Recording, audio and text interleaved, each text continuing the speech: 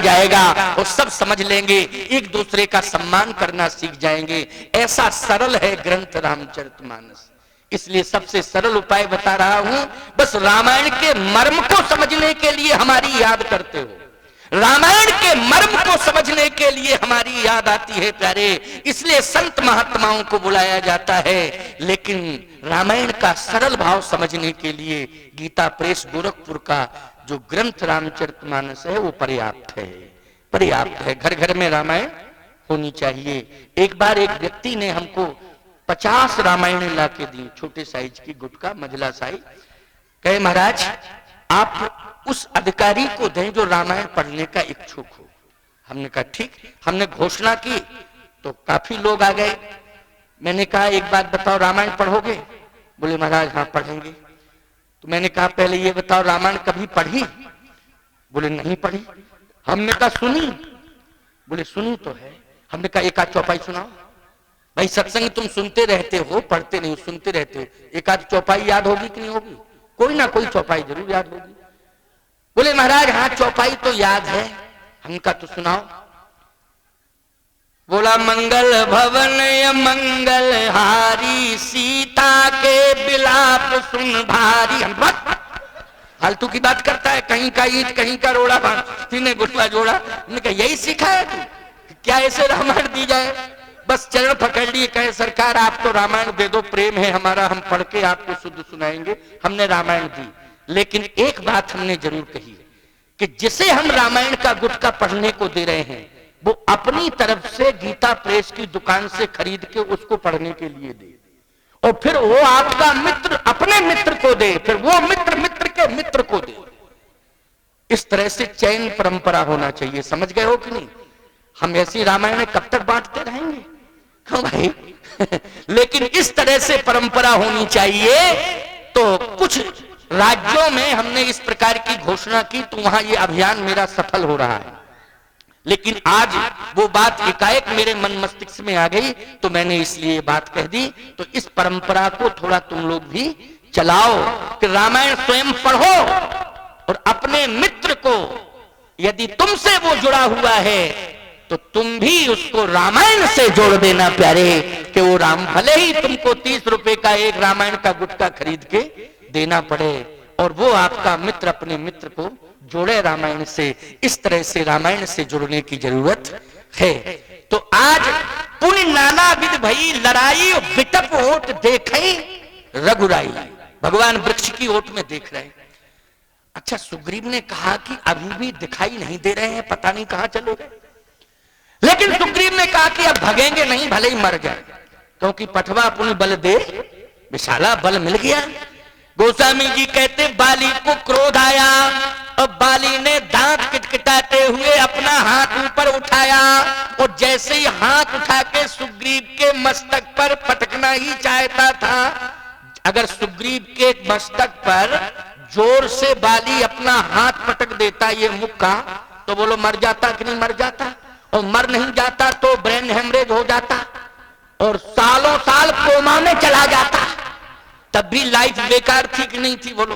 और जैसे ही देखा कि ये भुजा, बलवती भुजा बाली की, आज ये मुक्का मेरे सिर पर गिरने वाला है, तो आंख बंद हो गई। बहु छल बल सुग्रीव करी हारा, भय मान।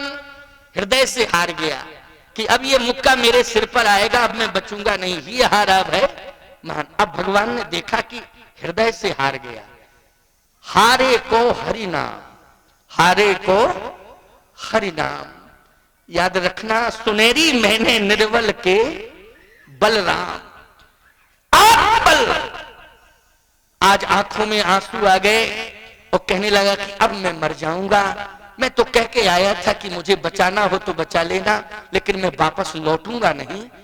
जैसे ही मुक्का ऊपर था, देखा चिंतन कर रहा था और भगवान ने उसी समय मारा बाली राम तब हृदय माज सरता।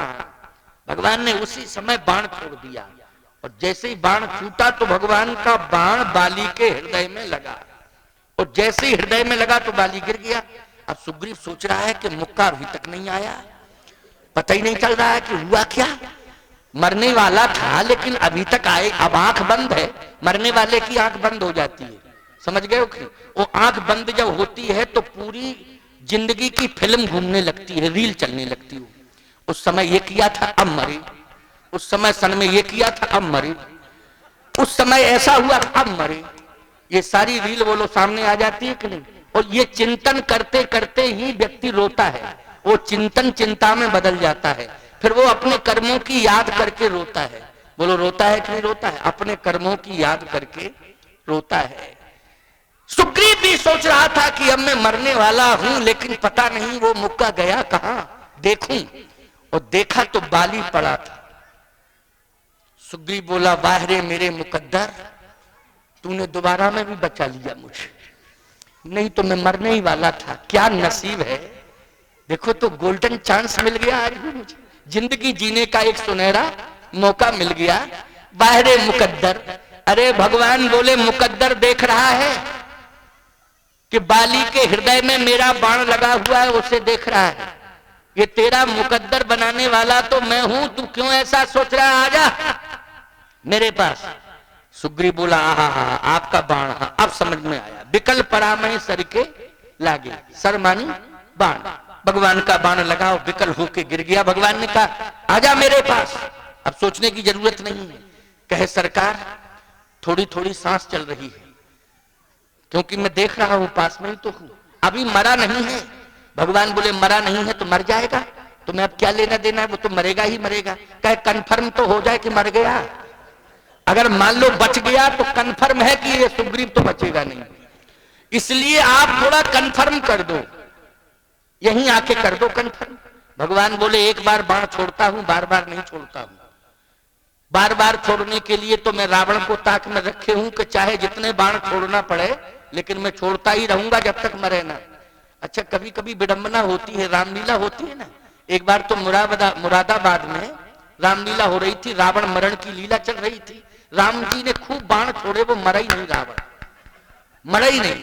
और डायरेक्टर कहता है, डायरेक्शन दे करके डायरेक्टर कहता पर्दे के पीछे, राम और चलाओ बाण। राम जी बोले, खत्म हो गए बाण, मरा ही नहीं रहा तो मैं क्या करूं, जितने थे तूने में सब चला दिए, लेकिन मर नहीं रहा तो मैं क्या करूं, उसको समझाइए ना। तो पर्दा जिस तरफ रावण खड़ा था वो दौड़ के गया डायरेक्टर, और पर्दे के पीछे बोला, रावण मरते क्यों नहीं हो, तुम फालतू का काम कर रहे हो, लीला पूरी फेल हो रही है, हजारों लोग बैठे हैं, तुम मर मर। रावण बोला, पिछले साल का पेमेंट जब तक होगा नहीं तब तक मरूंगा नहीं, चाहे जितने बाण छुड़ा दो लेकिन मरने वाला नहीं, पिछले साल का पूरा पूरा पेमेंट चाहिए। और केवल शब्दों से नहीं, हर बार वचन दे देते हो कि पेमेंट होगा पेमेंट होगा। लास्ट वाला बाण राम का मेरे पास आए, उसमें लिफाफा लगा हुआ होना चाहिए, तब मैं मरूंगा, ऐसे मैं मरने वाला नहीं हूं।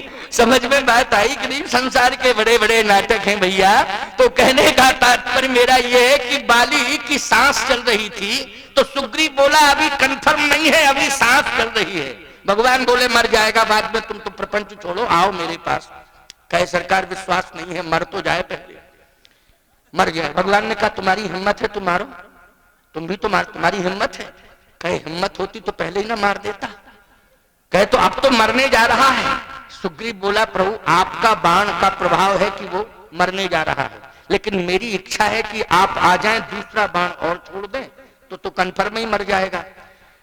भगवान बोले, ऐसा है कि ये कंफर्म है, विश्वास करो कि वो मर जाएगा। कहे मेरी इच्छा है कि आप एक बार आ तो जाएं। भगवान बोले, मैं आया और खतरा बढ़ा। क्या खतरा? कहे मेरे आते ही मुर्दे में प्राण आ जाते। क्यों भैया, आ जाते कि नहीं आ जाते? अगर मुर्दा पड़ा हो और भगवान आ जाए वहां, तो बोलो उसमें प्राण आएंगे कि नहीं आएंगे? कंफर्म आएंगे प्राण, वो तो नियम ही। मृतक जियावन गिरा सुहाई। भगवान का शब्द जैसे ही मुर्दे के कान में पड़ता है तो उसमें चैतन्यता आ जाती है, प्राणों का संचार हो जाता है। भगवान बोले, हमको मत बुलाओ, नहीं खतरा बढ़ जाएगा। सुग्रीव बोला, नहीं आप तो आ जाओ। भगवान जैसे ही पहुंचे, पहुंचते ही गोस्वामी जी करे, पुनि उठ बैठ देख प्रभु आगे, उठ के बैठ गया, उठ के बैठ गया।